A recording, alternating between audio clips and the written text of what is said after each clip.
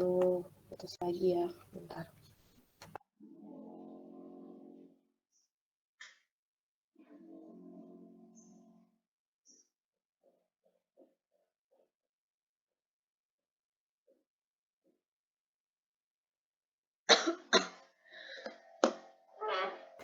Ya, halo, di sini sih jaringannya stabil ya, keterangannya kan ada tuh yang baru tuh kalau di Google Meet ya. Di sini sih stabil jaringannya ya, tapi suaranya masih putus-putus. Ini sudah jelas, Bu.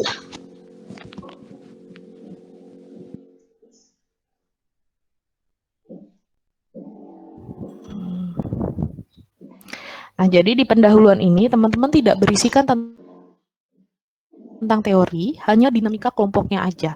Jadi dijelasin, misalkan gini, kelompoknya Reza, kami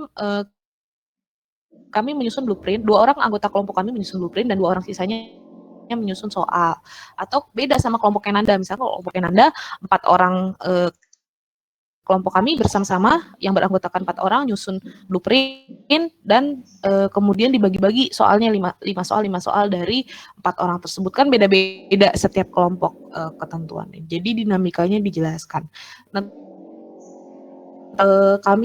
karena misalkan textbook yang kami punya, kemudian ditetapinnya berapa, ceritakannya tentang dinamika kelompoknya teman-teman dalam mengerjakan, dan tujuannya untuk memenuhi mata kuliah konstruksi alat ukur, tujuannya untuk menambah pengetahuan bagi kami dan lain sebagainya. Jadi tidak berdasarkan teoretik, tapi kalimatnya ditulis dengan kalimat yang baku.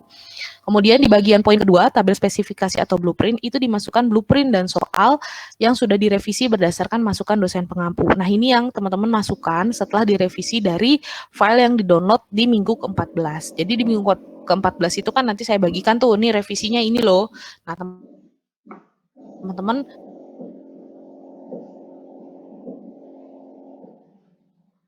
kemudian validitas yang poin pertama itu bisa teman-teman isi setelah teman-teman download juga blueprint sama soal. Jadi isinya dikasih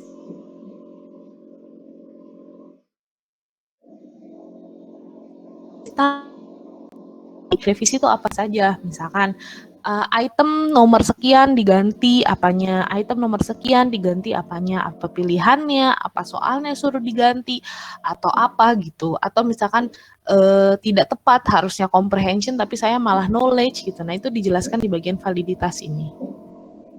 Kalau misalkan Bu, revisinya cuma typo-typo aja Bu dari nomor 1 sampai 20, maka bisa ringkas bahwa perbaikannya hanya dari sisi tata tulis yang masih banyak kesalahan typo misalkan gitu, sehingga harus diperbaiki. Kemudian daya kesukaran item, diskriminasi, dan reliabilitas akan kita pelajari 2 minggu ke depan, minggu ini dan minggu besok. Baik, kemudian saya lanjutkan sampai ke kita mulai ke dummy score test.